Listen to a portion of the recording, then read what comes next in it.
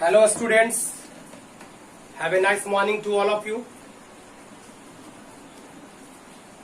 I Arunjay sir, welcome you all to my YouTube channel EPIS English Classes. Yesterday, in your previous video, I provided the chapter from grammar, that is time and tense, and in time and tense I taught you use of present continuous tense. Okay, in use of present continuous tense I provided you 2 points. कल का present continuous tense के use में मैंने आपको 2 points provide किया था, ठीक है ना. First, when an action is going on at the time of speaking, तो वहां पे प्रेजेंट कंटिन्यूअस टेंस के वर्ब का प्रयोग करना, यानी is am are plus be का प्रयोग करना, right. And in second point, future program, है ना, भविष्य का कार्यक्रम. अगर कोई आपका फ्यूचर का प्रोग्राम है तो उसके लिए भी प्रेजेंट कंटिन्यूअस टेंस के वर्ब का प्रयोग करेंगे, यानी is am are plus V का प्रयोग करेंगे, राइट. समझ में आ रही है बात ना. कल प्रेजेंट कंटिन्यूअस टेंस का हम लोग यूज पढ़ रहे थे. प्रेजेंट कंटिन्यूअस टेंस आपको समझ में आ गई होगी. क्या? Is am are plus before. Present continuous means is am are plus before. तो is am are plus before का प्रयोग कहां कहां करेंगे? तो मैंने बताया पहला point, when an action is going on at the time of speaking, जब कोई काम बोलते समय जारी हो तो वहां पे हम is am are plus before का प्रयोग करते हैं. अब कैसे कोई काम पता चलेगा कि बोलते समय जारी है? तो बताया था कुछ टाइम उसमें लगा रहेगा, now, this time, this moment, at present time वगैरह. तो वैसे हाल में आप is am are plus before का प्रयोग करें, बताया थे ना. बात समझ में आ रही है ना. और सेकेंड पॉइंट बताया था कि जब फ्यूचर प्रोग्राम एक्सप्रेस करना हो, means when sentence has future timing words, then you will use is am are plus before. तो आप उसमें is am are plus before का प्रयोग करोगे, राइट. चलते हैं पॉइंट नंबर 3 पे, प्रेजेंट कंटिन्यूअस का. और कहां पे प्रेजेंट कंटिन्यूअस टेंस के वर्ब का प्रयोग करेंगे, तो ध्यान से समझिए, सुन लीजिए. देखो, present continuous tense is also used for the action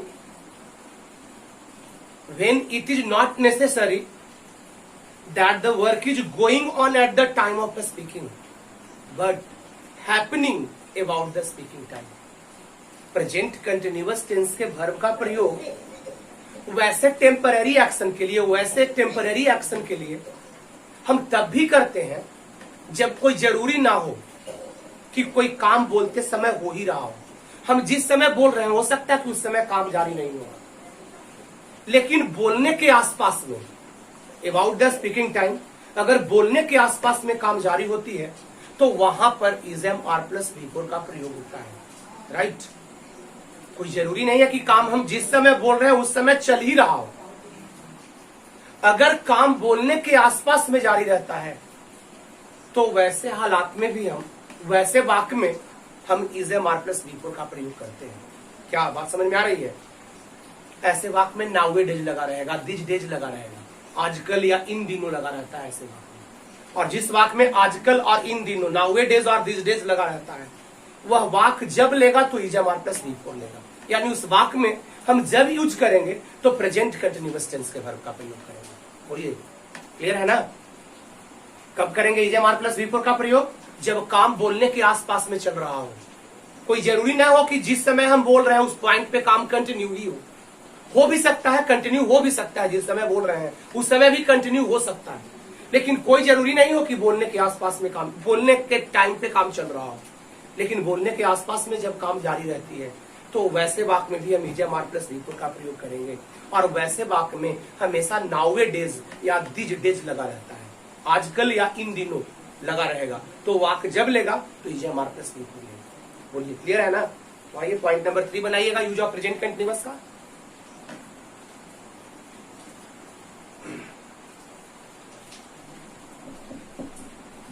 ठीक है. Present continuous tense is also used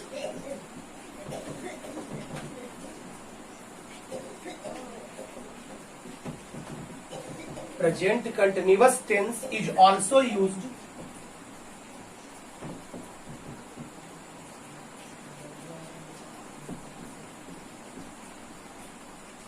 for the action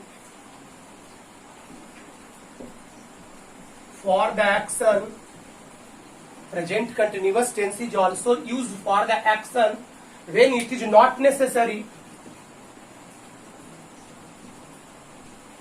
when it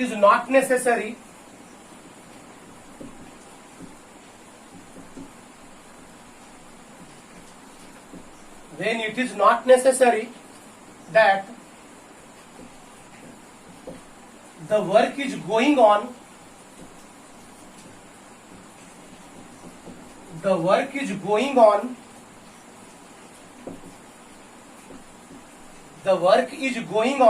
at the time of speaking,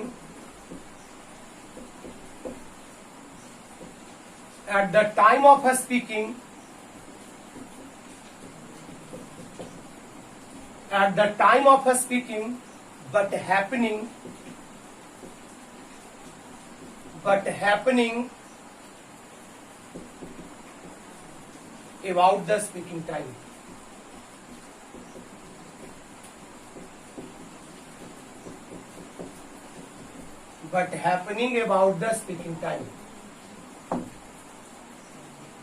ठीक है, समझेंगे ध्यान से। Present continuous tense is also used, present continuous tense का प्रयोग भी किया जाता है।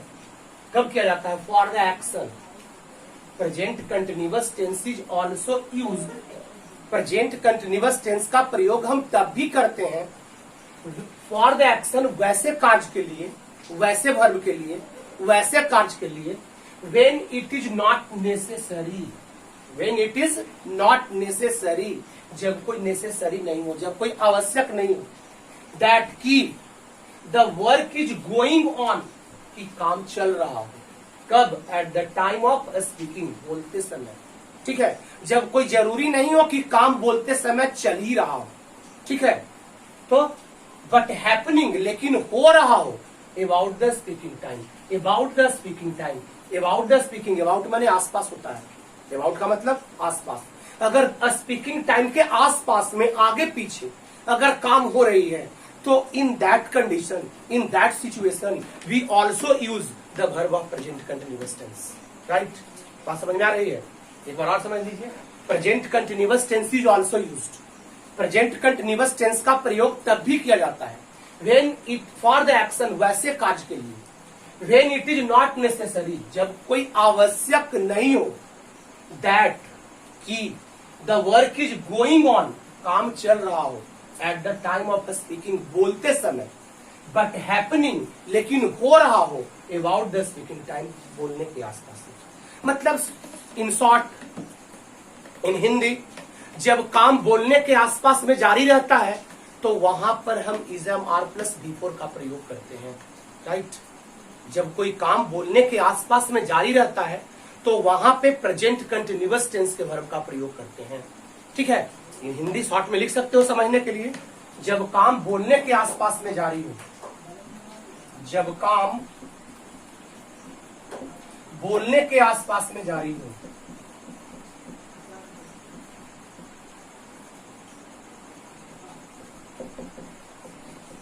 बोलने के आसपास में जारी हो, ठीक है, तो इजम आर प्लस बिफोर का प्रयोग होता है। तो इजम आर प्लस बिफोर का प्रयोग होता है।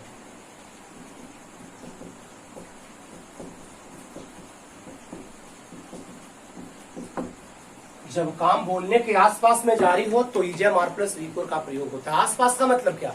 जिस समय बोल रहे हैं उसके पीछे काम चल रहा था और जिस समय बोल रहे हैं उसके बाद भी काम की चलने की संभावना है, तो वैसे कंडीशन में हम उस वाक्य में इजम आर प्लस बिफोर का प्रयोग करेंगे। राइट, बात समझ में आई? पहचानने का क्या तरीका होगा? हिंदी में तो आजकल लगा रहता है, इन दिनों लगा रहता है। मैं आजकल अध्ययन कर रहा हूं, मैं आजकल पढ़ाई कर रहा हूं। मैं आजकल पढ़ाई कर रहा हूं का मतलब क्या हुआ? पहले भी पढ़ाई कर रहा था, जिस समय बोल रहा हूं उसके पहले भी पढ़ाई कर रहा था। ठीक है, और उसके आगे भी मेरा पढ़ाई जारी रहेगी, है ना? ऐसी पॉसिबिलिटी होती है। तो वैसे वाक्य में इजम आर प्लस बिफोर का प्रयोग करते हैं। तो इसका नोट बना लीजिएगा। कैसे समझेंगे कि काम बोलने के आसपास में जारी है? तो उस वाक्य में क्या टाइम लगा रहेगा? nowadays or these days, because we are studying time and tense, and in time and tense है ना, we clarify the verb form है ना अकॉर्डिंग टू टाइम, टाइम के अनुसार वर्ब फॉर्म को हम क्लियरिफाई करते हैं। इसलिए आप याद रखेंगे ऐसे वाक्य में नाउअडेज और दिस डेज लगा रहेगा, नोट बना लीजिएगा, नाउअडेज और दिस डेज लगा रहता है ऐसे वाक्य में टाइम।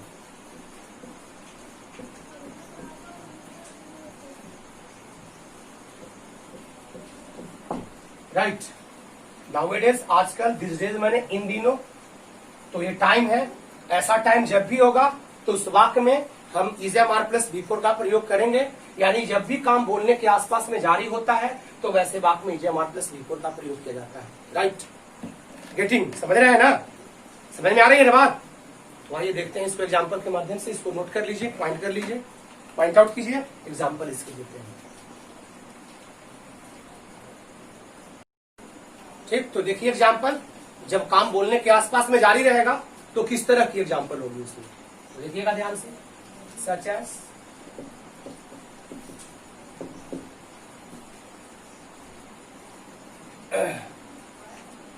राम ब्लैंक्स होगा इंग्लिश नाउअडेज,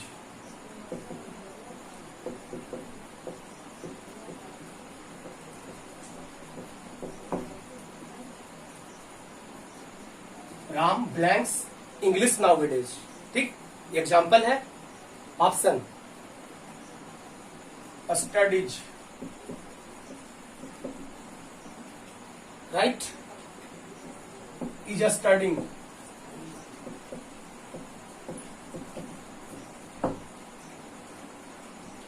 स्टडीड,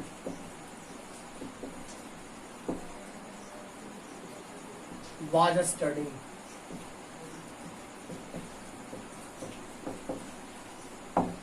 ये एग्जाम्पल है। Ram blanks English nowadays, option है स्टडीज, इज स्टडिंग, स्टडीड और वाज स्टडिंग। ठीक है, तो आइए देख लीजिए, आप अपने वाक्य में टाइम को चेक कर लीजिए। सेंटेंस में नाउअडेज टाइम दिया हुआ है और अभी बताया कि जिस वाक्य में नाउअडेज और दिस डेज लगा रहेगा उस वाक्य में हमें कैसा वर्ब का प्रयोग करना है, प्रेजेंट कंटीन्यूअस टेंस के वर्ब का प्रयोग करना है। तो प्रेजेंट कंटीन्यूअस टेंस का वर्ब का प्रयोग करना है तो is am are plus V four का प्रयोग होगा। तो is am are plus V four, is plus V four B option में है, इसलिए आंसर क्या होगा आपका, डी होगा। क्यों होगा, क्योंकि वाक्य में क्या लगा हुआ है, नाउअडेज।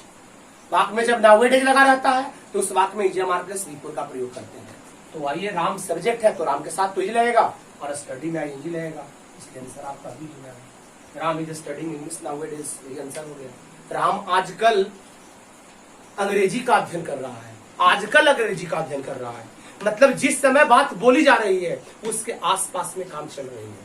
ठीक है, पीछे भी चल रही थी और आगे भी चलेगी। तो वैसे वाक्य में आजकल, इन दिनों जब भी लगा रहेगा, नाउअडेज दिस डेज जब भी लगा रहेगा वाक्य में, ठीक है ना, that sentence will take the verb of present continuous means is am are plus V four. मतलब वैसे वाक्य में प्रेजेंट कंटीन्यूअस टेंस के वर्ब का प्रयोग करेंगे, is am are plus before का प्रयोग किया जाएगा। गेटिंग, बात समझ में आ रही है ना?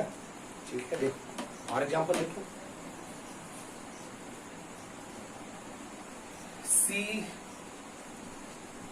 Blanks music this days,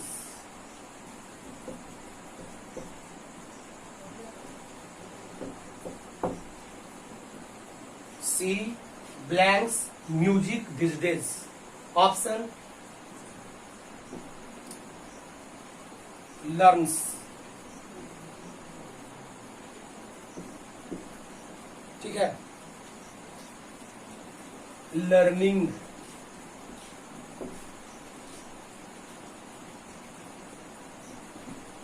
is learning,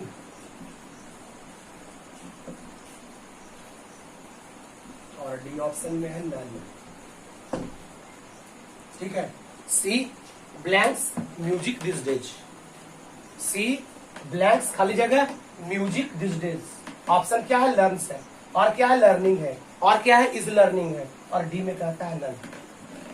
तो आइए, दिस डेज लगा हुआ है वाक्य में, प्रेजेंट कंटीन्यूअस टेंस का वर्ब का प्रयोग होगा, यानी is am are plus V four का प्रयोग होगा। तो देख लीजिए यहाँ पे लर्निंग सिर्फ दिया हुआ है, सिर्फ क्या दिया हुआ है, लर्निंग। तो लर्निंग आंसर नहीं होगा, जब होगा तो is am are plus V four होगा। तो आइए देखिए यहाँ पे लर्निंग दिया हुआ है ना, तो मेरा आंसर क्या हो जाएगा सी। बहुत सारे बच्चा लोग क्या करते हैं, देखता है जैसे ही V4 दिस डेज नाउअडेज देखा तो सोचा कि V4 तो लगभग करता है, इसमें तो V4 लगा देता है, लेकिन उसके पहले भी V4 के पहले हमेशा क्या आता है helping verb EJMR plus V4। EJMR plus V4 आता है तो सी के साथ इज लगेगा और लर्न में ING लगेगा, क्योंकि टाइम क्या लगा हुआ है, दिस डेज लगा हुआ है। दिस डेज के साथ कैसे वर्ब का प्रयोग करते हैं, प्रेजेंट कंटिन्यूअस का प्रयोग करते हैं, यानी EJMR प्लस V4 का प्रयोग किया जाता है। बिल्कुल टाइम रट जाना है, सारे जो भी पॉइंट्स बता रहे हैं ना, यूज बता रहे हैं ना प्रेजेंट कंटिन्यूअस जो भी टेंस का, तो मैक्सिमम में आपने देखा होगा सिंपल प्रेजेंट टेंस में टाइम आया था ना, टाइम ए टाइम रहेगा तो ऐसा वर्ब का प्रयोग करना, ए एडवर्ब रहेगा तो ऐसा वर्ब का प्रयोग करना, ठीक है। तो टाइम रट जाओ, अकॉर्डिंग टू टाइम टेंस का यूज होता है ना। तो इसमें नाउअडेज और दिस डेज लगा हुआ रहेगा, जब काम बोलने के आसपास में जारी रहेगा वैसे वाक्य में हम क्या चीज का प्रयोग करेंगे, EJMR प्लस V4 का प्रयोग करेंगे। राइट, बात समझ में आई ना, कोई प्रॉब्लम नहीं ना, नहीं होनी चाहिए कोई प्रॉब्लम, ठीक। नेक्स्ट पॉइंट पे चलते हैं, नोट कीजिए इसको, ठीक है। तो हम लोग चलते हैं नेक्स्ट पॉइंट पे, पॉइंट नंबर 4। 3 यूज देखा हम लोगों ने, है ना, work going on at the time of speaking, second future programme, third work going on about the speaking time, work going on about the speaking time, about the speaking time मतलब बोलने के आसपास। नाउ टू द पॉइंट 4, देखो present continuous tense का प्रयोग intention express करने के लिए किया जाता है, इरादा। What is your intention, what is your desire to work to do in near future, आपका क्या इरादा है, क्या इंटेंशन है आपका करने का, क्या इच्छा है आपका करने का या किसी भी सब्जेक्ट का करने का, वो इंटेंशन प्रेजेंट कंटिन्यूअस टेंस में एक्सप्रेस किया जाता है। राइट, नोट कीजिए, present continuous tense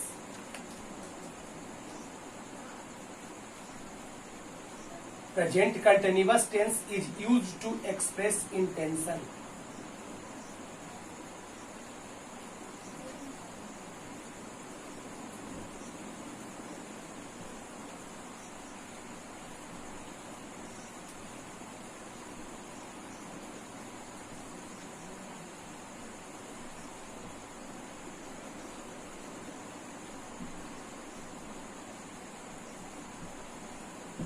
Present continuous tense is used to express intention। intention, intention का मतलब क्या होता है, इरादा। intention का मतलब होता है इरादा। प्रेजेंट कंटिन्यूअस टेंस का प्रयोग इरादा व्यक्त करने के लिए किया जाता है, ठीक है ना। क्या व्यक्त करने के लिए किया जाता है, इरादा व्यक्त करने, क्या इरादा है आपका, ठीक है ना, उसको एक्सप्रेस करने के लिए प्रेजेंट कंटिन्यूअस टेंस का वर्ब का प्रयोग करोगे, यानी EJMR प्लस V4 का प्रयोग करोगे। राइट, अब देखो पूछोगे तो इसको कैसे पता करेंगे, इसको कैसे फाइंड आउट करेंगे कि वाक्य इंटेंशन को एक्सप्रेस कर रहा है, ठीक है। तो देखो इसमें कोई टाइम नहीं लगा रहता है, तो कैसे पता कर पाएंगे, कैसे फाइंड आउट कर पाएंगे कि ये वाक्य एक्सप्रेस कर रहा है इंटेंशन, ये वाक्य एक्सप्रेस कर रहा है इरादा, ठीक है ना। तो देखिएगा, ध्यान दीजिएगा, देखो ऐसे वाक्य में मोस्ट प्रोबेबली ऑप्शन जब रहेगा तो वो रहेगा, माने वर्ब जब रहेगा तो वो रहेगा, ठीक है। दिखा रहे एग्जांपल से समझ में आ जाएगी। ऑप्शन जब रहेगा तो वो रहेगा, वर्ब जब रहेगा तो वो रहेगा, ठीक है। और टू इन्फिनिटिव 2 + V1 सेंटेंस में जरूर रहेगा, 2 + V1, to die, to surrender, to be, है ना, टू रिटायर, 2 + V1 जरूर लगा रहेगा ऐसे वाक्य में। और ऑप्शन यानी वर्ब जब रहेगा, जो ऑप्शन में रहेगा वो जब होगा तो वो होगा। देख लीजिए, एग्जांपल देते हैं, समझ में आएगी आपको।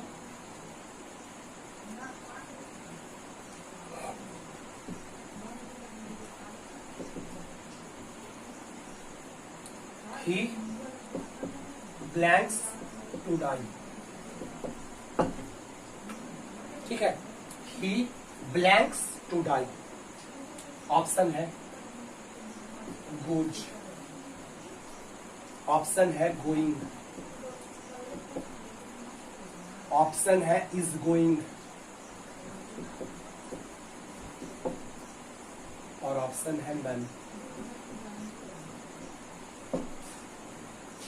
ही ब्लैंक्स टू डाई, ही खाली जगह, टू डाई, ऑप्शन है गोज, ऑप्शन है गोइंग, ऑप्शन है इज गोइंग, और ऑप्शन है नन। ठीक है ना।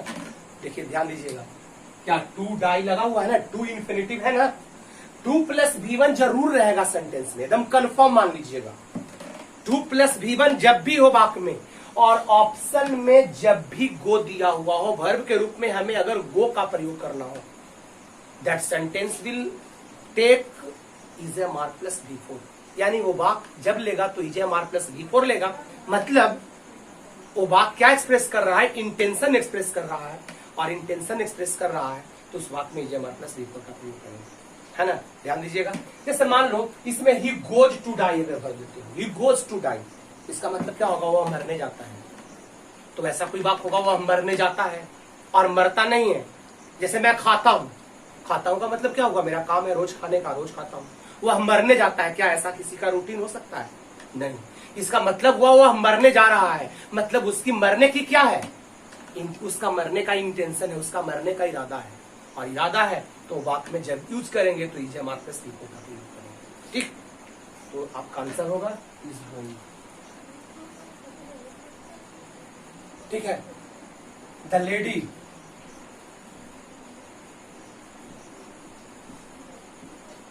Blanks to commit suicide.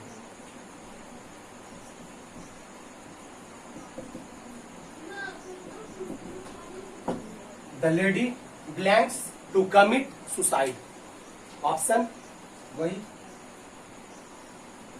goes, is going,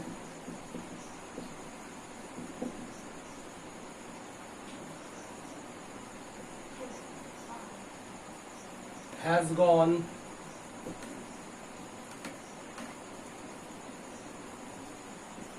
और बी में नहीं। ठीक है, द लेडी खाली जगह to commit suicide. Commit suicide मतलब समझते हैं, आत्महत्या करना। कमिट सुसाइड का मतलब आत्महत्या करना। इसका मतलब 2+ देख लीजिए, 2 इन्फिनिटिव लगा हुआ है वाक्य में, ऑप्शन में क्या है, गो है। भर क्या है, गो है ना, भर गो ही है ना, तो गो है और 2 इन्फिनिटिव वाक्य में लगा हुआ है। इसका मतलब हुआ कि लेडी का इंटेंशन है आत्महत्या करने का, महिला आत्महत्या करने जा रही है। Means the lady has intention to commit suicide, मतलब लेडी के पास, महिला के पास आत्महत्या करने का इरादा है। He is going to die, वह मरने जा रहा है। Means he has intention to die, मतलब उसका इरादा है मरने का। तो ऐसा वाक्य आपका जब लेगा तो प्रेजेंट कंटिन्यूअस टेंस का वर्ब लेगा, ये वाक्य इंटेंशन एक्सप्रेस करेगा, और ऐसे वाक्य में हम EZMR + V4 का प्रयोग करेंगे। राइट, गेटिंग, बात समझ में आ रही है ना? कोई प्रॉब्लम है नहीं ना? तो आइए, आपका आंसर क्या हो जाएगा, the lady is going to commit suicide. आपका बी ऑप्शन है, आंसर आपका बी हो जाएगा। ठीक है ना। तो ये 4 पॉइंट था प्रेजेंट कंटिन्यूअस टेंस के यूज का। इसमें एक नोट है ना। जैसे मैंने बोला प्रेजेंट कंटिन्यूअस का मतलब होता है EZMR + V4, मतलब EZMR लगा और वर्ब में ING लगा।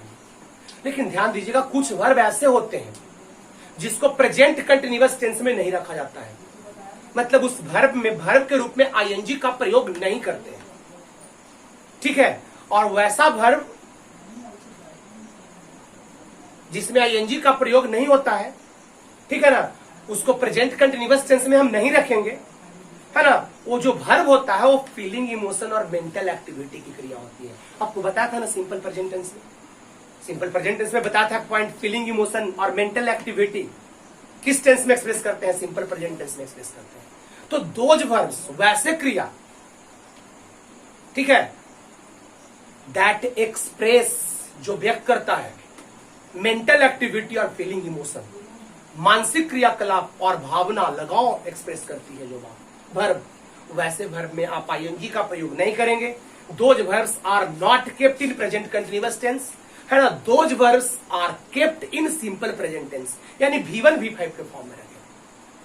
ठीक है, जिस क्रिया को हम महसूस करते हैं, जिस क्रिया से मानसिक क्रियाकलाप का बोध होता है, जिस क्रिया से भावना, लगाव की बोध होती है, वैसे क्रिया को प्रेजेंट कंटिन्यूअस टेंस में नहीं रखा जाता है।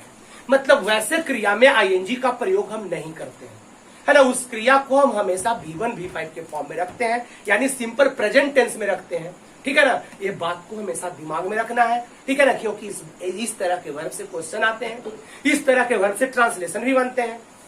जैसे मैं समझ रहा हूं, कोई पूछेगा समझना मेंटल एक्टिविटी, मैं समझ रहा हूं, और अभी बताया कि जिस मेंटल एक्टिविटी वाले क्रिया में ING नहीं लगता है, तो उसको हम जब रखेंगे तो सिंपल प्रेजेंट टेंस में रखेंगे। तब मैं समझ रहा हूं का ट्रांसलेशन आई एम अंडरस्टैंडिंग नहीं होता, आई अंडरस्टैंड होता है।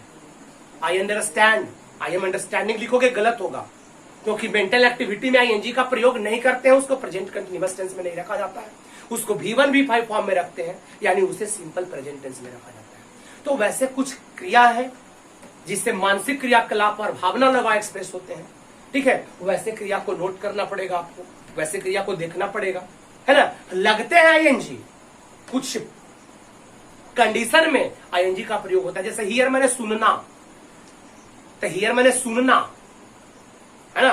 हियर का मतलब क्या होता है? सुनना।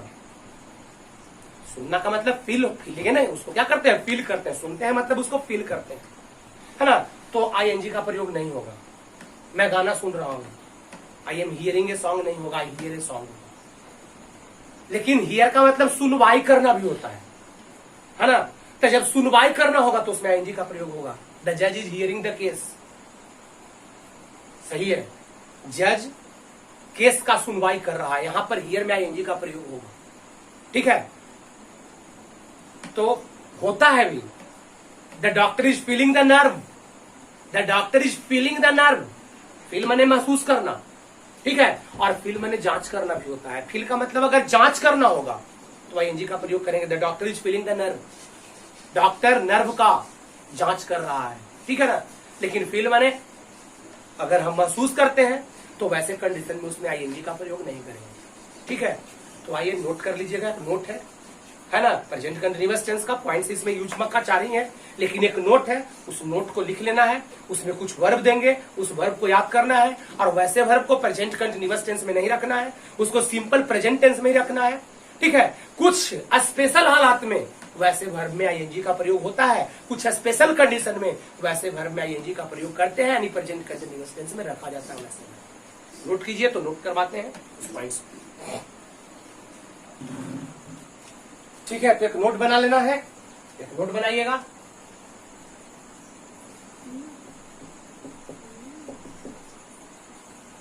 ठीक है, क्या नोट बनाना है? वर्ब्स ऑफ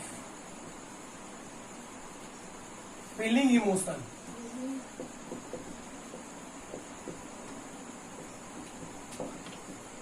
ठीक है, और मेंटल एक्टिविटी।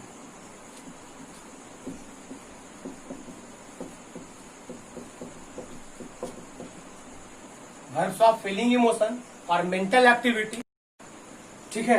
तो आइए एक नोट पॉइंट देते हैं प्रेजेंट कंटीन्यूअस टेंस में।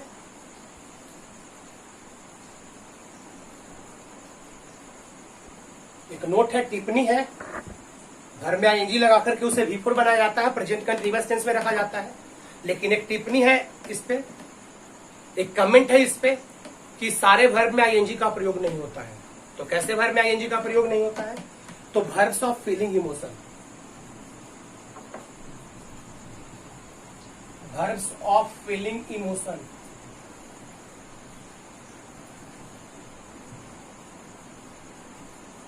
और mental activity,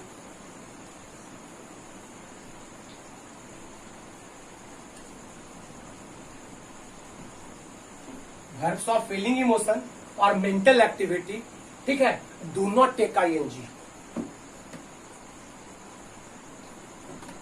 do not take ING,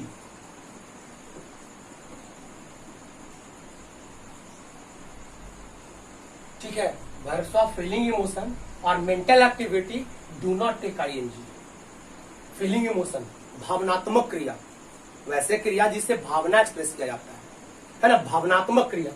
और मेंटल एक्टिविटी मानसिक क्रियाकलाप वाला क्रिया, है ना। Do not take ING, ING का प्रयोग नहीं होता है उसमें, ठीक है ना। ऐसे वर्ब को प्रेजेंट कंटीन्यूअस टेंस में नहीं रखते हैं। सच वर्ब्स या such types of verbs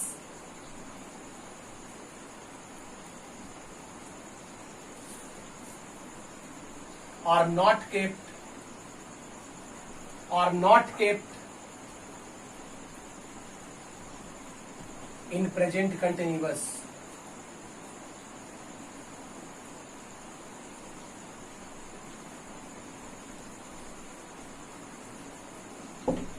Such verbs या such type of verbs are not kept in present continuous. ऐसे क्रिया को प्रेजेंट कंटिन्यूअस टेंस में नहीं रखते हैं। तो किस टेंस में रखते हैं? सिंपल प्रेजेंट टेंस में रखते हैं, ठीक है ना। They are kept in simple present tense, they are kept in simple present tense.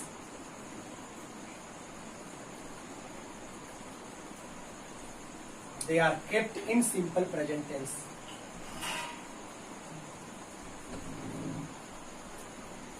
They are kept in simple present. ठीक है, बात समझ में आई? Verbs of feeling emotion, verbs of feeling emotion, भावनात्मक क्रिया। फीलिंग इमोशन का मतलब होता है भावना व्यक्त करने वाली क्रिया। प्यार करना भावना को एक्सप्रेस करता है, नफरत करना भावना को एक्सप्रेस करता है ना। और मेंटल एक्टिविटी मानसिक क्रियाकलाप, समझना सोचना मेंटल एक्टिविटी को एक्सप्रेस करता है, ठीक है ना। Do not take ING, ING का प्रयोग वैसे वर्ब में नहीं होता है। Such type of verbs are not kept in present continuous, इस तरह के वर्ब को प्रेजेंट कंटिन्यूअस टेंस में नहीं रखा जाता है, ठीक है। Such type of verbs are not kept in present continuous, ऐसे वर्ब को प्रेजेंट कंटिन्यूअस टेंस में नहीं रखते हैं। तो किस टेंस में रखते हैं? They are kept in simple present, वैसे वर्ब को सिंपल प्रेजेंट टेंस में रखते हैं, यानी V1 V5 के फॉर्म में रखते हैं। कैसे फॉर्म में रखते हैं? V1 V5 के फॉर्म में रखते हैं। ER प्लस V4 के फॉर्म में वैसे वर्ब को नहीं रखते हैं, V1 V5 के फॉर्म में रखते हैं, ठीक है ना। बात समझ में आ रही है ना। महसूस करने वाली क्रिया हम लिखा रहे हैं, मानसिक क्रियाकलाप जिससे मानसिक मेंटल एक्टिविटी की बोध होती है, जिस क्रिया का संचालन दिमाग से होती है। और फीलिंग इमोशन भावनात्मक क्रिया, भावना जिस क्रिया का संचालन दिल से होता है ना, हार्ट से होती है, वैसे क्रिया में आईएनजी मत लगाओगे, वैसे क्रिया को सिंपल प्रेजेंट टेंस में रखोगे, वैसे क्रिया में प्रेजेंट कंटिन्यूअस टेंस का प्रयोग नहीं करोगे। ट्रांसलेशन हिंदी भी होगा अगर प्रेजेंट कंटिन्यूअस टेंस में, तो वैसे क्रिया का ट्रांसलेशन हमें सिंपल प्रेजेंट टेंस में ही रखना है, यानी V1 V5 फॉर्म में रखना है, राइट। बात समझ में आ रही है ना। नोट करोगे वैसे वर्ब, हम कुछ वर्ब वैसे दे रहे हैं, वैसे वर्ब को नोट कीजिएगा, ठीक है ना। इसको नोट कीजिए तो उस वर्ब को नोट करवा रहे हैं और एग्जांपल भी दे रहे हैं, राइट, ठीक है। तो वैसे वर्ब का लिस्ट है जिसमें आईएनजी का प्रयोग हमें नहीं करना है, नोट कर लीजिएगा। लव प्यार करना, हेट नफरत करना,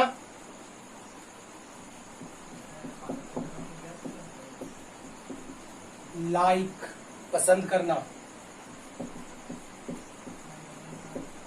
डिसलाइक नापसंद करना,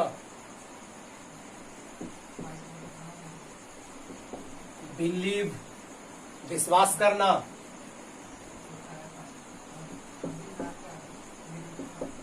डिसबिलीव अविश्वास करना, लव प्यार करना, हेट नफरत करना, लाइक पसंद करना, डिसलाइक नापसंद करना, बिलीव विश्वास करना, डिसबिलीव अविश्वास करना, टेस्ट टेस्ट चखना, हियर सुनना, सी देखना,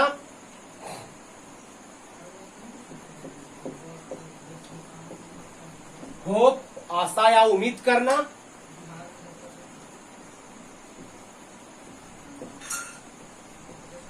वांट चाहना,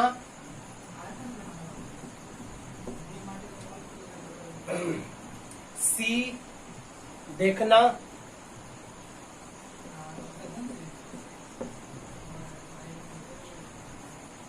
नीड आवश्यकता होना या जरूरत पड़ना,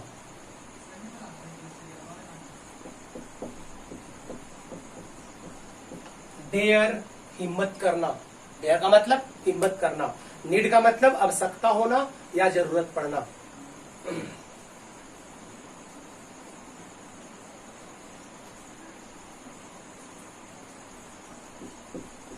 नो जानना,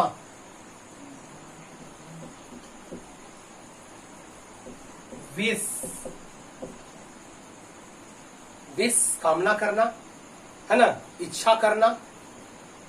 तो ये सारे वर्ब है फीलिंग इमोशन का, ये सारे वर्ब है मेंटल एक्टिविटी का। अंडरस्टैंड,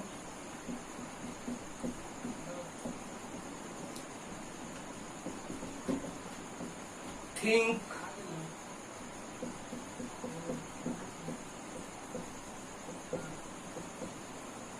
ठीक है, सपोज,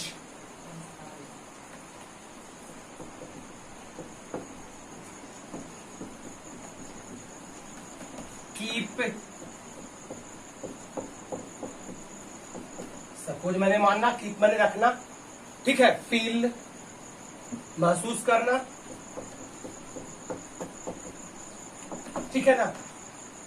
और बहुत सारे ऐसे क्रिया है, बस दिमाग में ही रखना है कि जिसको हम फील करते हैं, जिसको हम अनुभव करते हैं, जिससे हमारी भावना एक्सप्रेस होती है, जिससे हमारा लगाव एक्सप्रेस होता है, वैसे क्रिया में आईएनजी का प्रयोग नहीं करना है। जो हमारी मानसिक क्रियाकलाप को एक्सप्रेस करता है, जो क्रिया को हम दिमाग से संचालित करते हैं, वैसे क्रिया में आईएनजी का प्रयोग नहीं होता है, ठीक है ना। उस क्रिया को प्रेजेंट कंटिन्यूअस टेंस में नहीं रखते हैं। उस क्रिया को जब रखा जाता है तो सिंपल प्रेजेंट टेंस में रखा जाता है, V1 V5 फॉर्म में रखा जाता है, ठीक है ना। देख रहे हैं ना, यही सारे क्रिया है। ये सारे क्रिया को दिमाग में रखना। और क्रिया है, आपको दिमाग समझना है उसको कि फीलिंग इमोशन का क्रिया है या नहीं, ठीक है, भावनात्मक क्रिया है नहीं, ठीक है, मेंटल एक्टिविटी है नहीं, मानसिक क्रियाकलाप है या नहीं। अगर वैसा क्रिया होगा तो वैसे क्रिया में आपको आईएनजी का प्रयोग नहीं करना होगा, प्रेजेंट कंटिन्यूअस टेंस में नहीं रखना होगा वैसे क्रिया को, वैसे क्रिया को सिंपल प्रेजेंट टेंस में रखा जाएगा, ठीक है ना।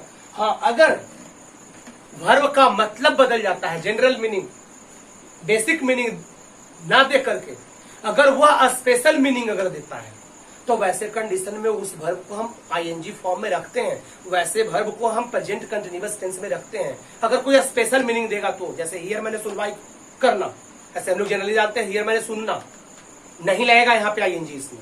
लेकिन हियर मैंने सुनवाई करना तो लगेगा वहां पे। फील मैंने महसूस करना नहीं लगेगा, लेकिन फील मैंने जांच करना के सेंस में अगर आप यूज करते हैं तो वहां पर लगेगा, ठीक है ना। तो स्पेशल अर्थ अगर देता है तो करेंगे, है ना, आईएनजी का प्रयोग। अब बहुत सारा बच्चा बोलता है सर इसमें आईएनजी का प्रयोग नहीं होगा, लविंग कर देते हैं। लविंग मतलब प्यारा एडजेक्टिव बन जाता है ना। नोइंग कर देते हैं, जीरंड बना देते हैं। आईएनजी का प्रयोग होता है, लेकिन प्रेजेंट कंटिन्यूअस टेंस में वर्ब के रूप में उसमें आईएनजी का प्रयोग नहीं करते हैं। जीरंड बना सकते हैं इसको। जब यह स्पेशल मीनिंग देगा तो उसमें आईएनजी का प्रयोग करेंगे, है ना। लेकिन जो बेसिक मीनिंग है वो अगर अर्थ निकलता है तो वैसे कंडीशन में आईएनजी वर्ब के रूप में इसमें आईएनजी का प्रयोग नहीं करना है, ठीक है।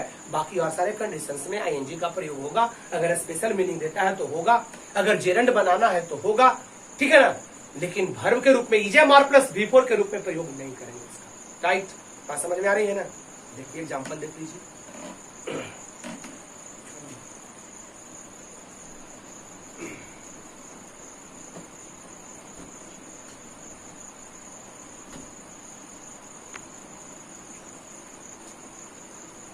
एग्जाम्पल है,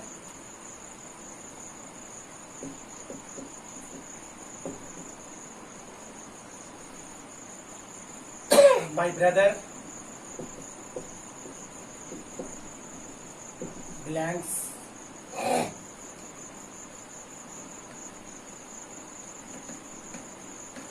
you। ऑप्शन है is knowing,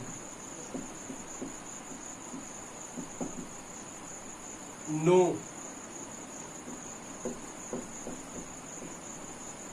knows,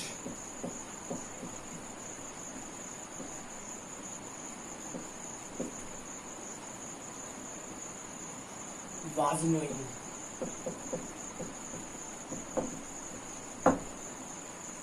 ठीक है ना। मेरा भाई आपको जानता है, नो है, देख लीजिए ऑप्शन में क्या है, नो, जानना। नो का मतलब जानना, है ना।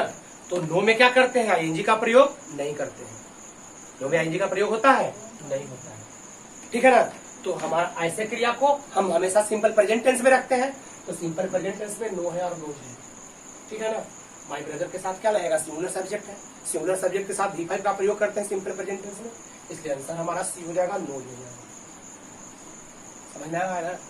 अगर कोई बोलेगा कि मेरा भाई आपको जान रहा है, हिंदी में भी अगर बोलेगा मेरा भाई आपको जान रहा है, तो उसका ट्रांसलेशन, उसकी इंग्लिश, उसके वर्ब को हम जब रखेंगे तो सिंपल प्रेजेंट टेंस में रखेंगे। माय ब्रदर नोज यू होगा, ऐसा नहीं होगा कि my brother is knowing you. Right? कोई प्रॉब्लम है, कोई समस्या है? नहीं ना, कोई समस्या नहीं होनी चाहिए।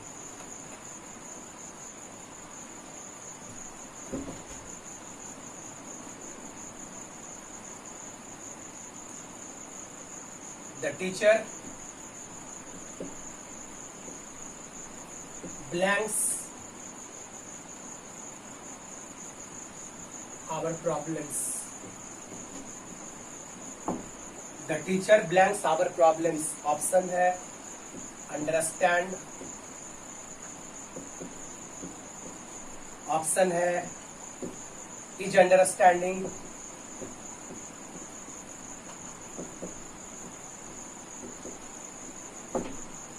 ऑप्शन है अंडरस्टैंड्स,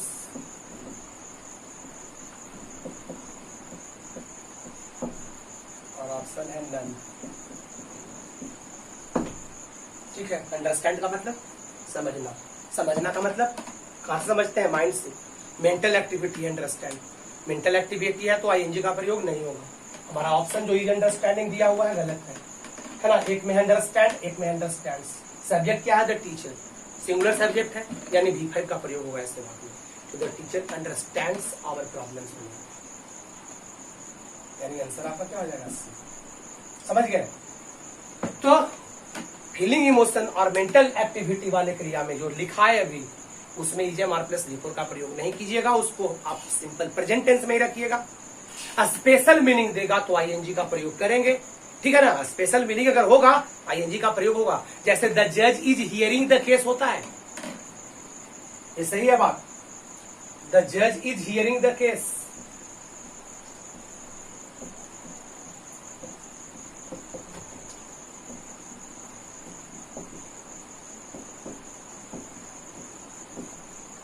है ना? जज केस का सुनवाई कर रहा है, सही लिखा हुआ है, हियरिंग होगा यहाँ पे। लेकिन हियर का मतलब अगर सुनना होगा, ING का प्रयोग नहीं करेंगे। ठीक है ना? We hear a song, ना कि we are hearing a song, we hear a song. I feel well, ना कि I am feeling well, लेकिन the doctor is feeling the nerve होगा। राइट? तो स्पेशल मीनिंग अगर ऐसा वर्ब देंगे तो उसमें हम ING का प्रयोग करेंगे और प्रेजेंट कंटिन्यूअस टेंस में रहेगा। अगर जनरल बेसिक मीनिंग देगा तो उसमें ING का प्रयोग नहीं करना है, यानी प्रेजेंट कंटिन्यूअस टेंस में उस वर्ब को नहीं रखना है। उस वर्ब को जब रखना है तो कौन टेंस में रखना है? सिंपल प्रेजेंट टेंस में रखना है। बोलिए, क्लियर हुआ? स्पष्ट है बात? तो ये था use of present continuous tense. Present continuous tense में बस इतने ही पॉइंट है। ठीक है ना? और अगर कोई समस्या हो कमेंट करेंगे, पूछेंगे, व्हाट्सएप वगैरह पे कांटेक्ट करेंगे, है ना? हम समझते हैं आपको समझ में आ गई होगी। क्या समझ रहे हैं ना? कोई प्रॉब्लम नहीं ना होगा? होगा तो आप कमेंट वगैरह में डालेंगे। ठीक है ना? तो ये था use of present continuous tense, time and tense का सेकेंड चैप्टर। आपको प्रेजेंट कंटिन्यूअस भी पढ़ा दिया। आगे के क्लास में बुक से चलेंगे हम लोग। ठीक है ना? वो switches love I do not go को फिनिश करना है, शॉर्ट क्वेश्चन आंसर उसका देना है। ठीक है ना? नेक्स्ट वीडियो में हम लोग चलेंगे। ठीक है ना? अगर कोई समस्या होगा तो आप कमेंट करेंगे। ठीक है ना? तो ये वीडियो को समाप्त करते हैं। ठीक है ना? You will subscribe my channel EPC English classes. ये आपसे रिक्वेस्ट है, आप EPC इंग्लिश क्लासेस चैनल को सब्सक्राइब कर लेंगे। ठीक है ना? Press the bell icon for getting the notification of the video very soon. ठीक है ना? And also share the videos for those students who are not getting the videos. So my dear friends, you also share the videos, and today आज बस इतना ही। अलविदा, bye, see you soon in the next video. Right?